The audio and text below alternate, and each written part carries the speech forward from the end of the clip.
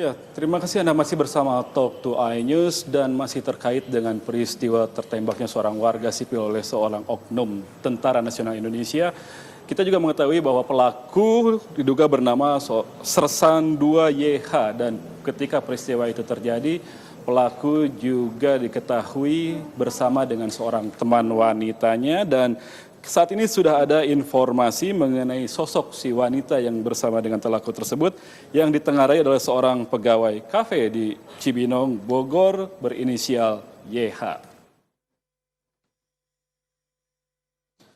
Ya, Rustam, orang tua dari teman dekat Serda YH, mengakui bahwa Serda YH memang kerap main ke rumah RA di Cibinong, Kabupaten Bogor, Jawa Barat. Meskipun Rustam mengaku kerap berjumpa dengan Serda YH, namun Rustam menyatakan bahwa hubungan antara YH dan Serda YH hanyalah teman biasa. Rustam sangat menyesalkan kejadian ini karena mobil miliknya ternyata harus ikut disita sebagai barang bukti. Sementara Serda YH yang melakukan aksi koboi di depan SPBU Cibinong hingga menewaskan seorang warga sipil bernama Japra, hingga kini masih meringkuk di rumah tahanan Denpom Bogor, Jawa Barat.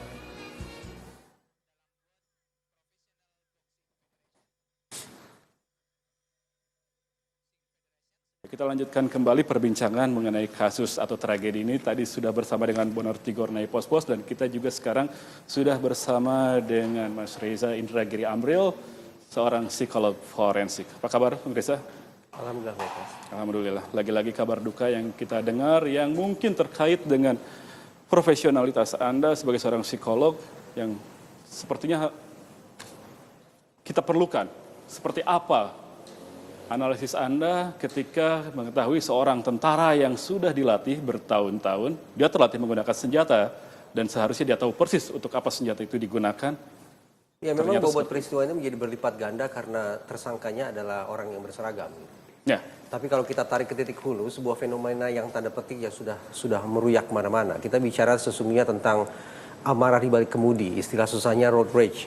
Bahwa ada orang yang membawa sekian banyak persoalan hidup, kemudian terekspresikan di balik kemudi dengan cara beraneka beragam. Ada yang menggunakan klakson sebagai ekspresi kemarahan, ada yang menggeber gas sejadi-jadinya. Anda bicara soal fenomena di jalanan? Ya.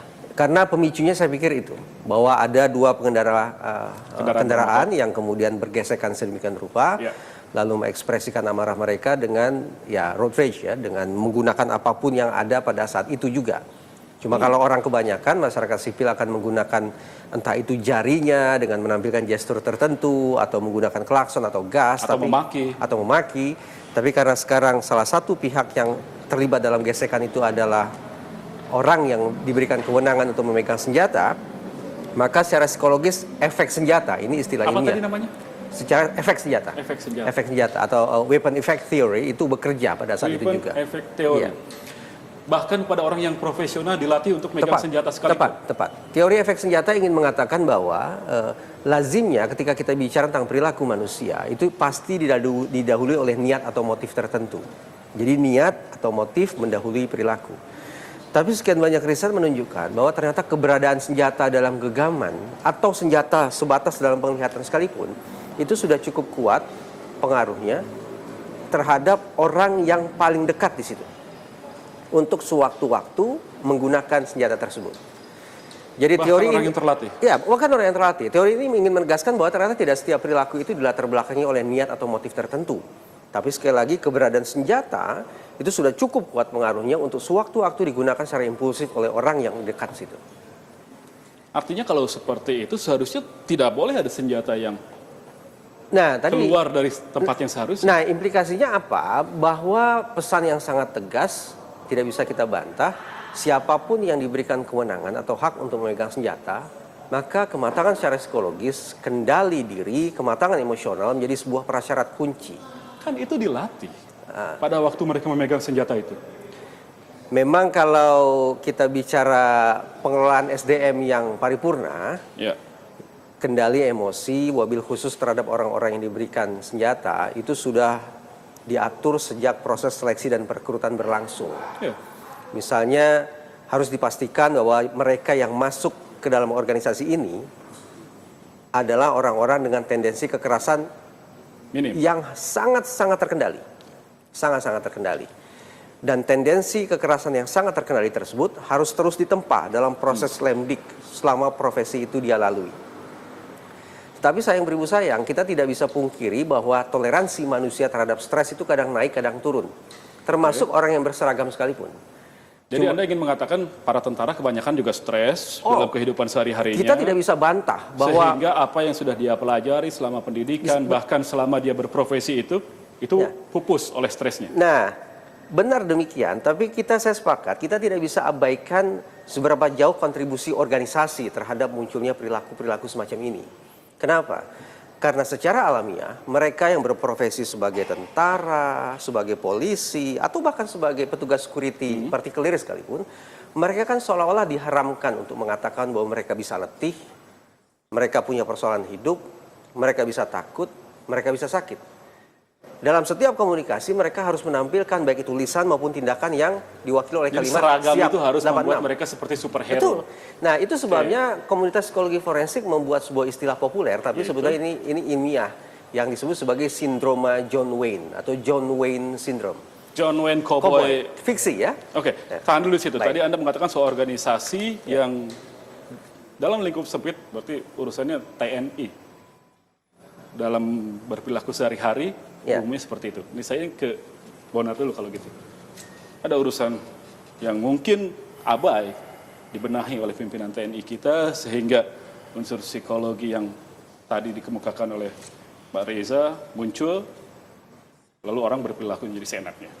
Ya, pertama yang perlu disoroti adalah apakah pelatihan disiplin, termasuk juga mental psikologis aparat TNI, khususnya di tingkat bawah, itu telah intensif dan benar-benar berdasarkan standar keilmuan.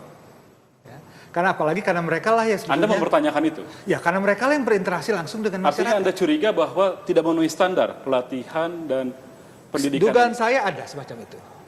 Bahkan dari masuknya, dari seleksi awalnya? Ya, betul. Karena ya kita juga semua tahu lah ya, mereka yang memasuki TNI khususnya bukan jenjang akademi, biasanya memang ada sedikit main-main di sana. Main-main di sana. Ya. Dan itu berpengaruh juga. Dan memang dewasa ini memang orang mungkin pilihan anak muda untuk menjadi hanya sekedar prajurit bawah itu bukan pilihan utama. Oke. Ya. Ada pilihan profesi lain yang lebih baik. Tapi yang paling mendesak adalah begini.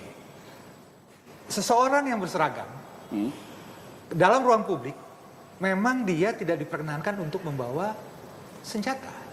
Faktanya dia bawa. Karena itulah kita harus pertanyakan. Katanya tugas intelijen. Keamanan secara undang-undang adalah... Ya, makanya saya ingin tahu, kepolisian. menurut Anda seperti apa tugas intelijen yang dibebankan kepada si Serda ini? Justru saya ingin bertanya kepada Artinya secara undang-undang, secara aturan, secara teori sekalipun, itu nonsens. Ada persoalan di sana. Ya, karena itulah makanya mengapa... Tapi ketika komandannya bilang seperti itu, apa maknanya? Seharusnya justru adalah teguran lebih dari atasan yang lebih tinggi dari komandan tadi. Oh, oke. Tugas apa? Toh, kalau ada tugas yang disebut semacam itu, tentu harus koordinasi dengan pihak kepolisian, tidak mungkin. Karena ini kan kita ada tahapan-tahapan, misalnya tertib sipil, darurat militer, itu kan ada tahapan-tahapan. Sekarang ini tertib sipil.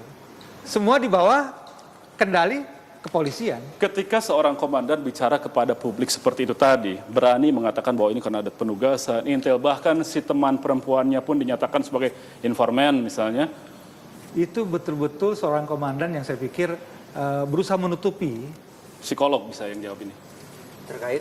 Ketika komandan sendiri berani mengatakan bahwa ini tugas intelijen yang secara peraturan menurut...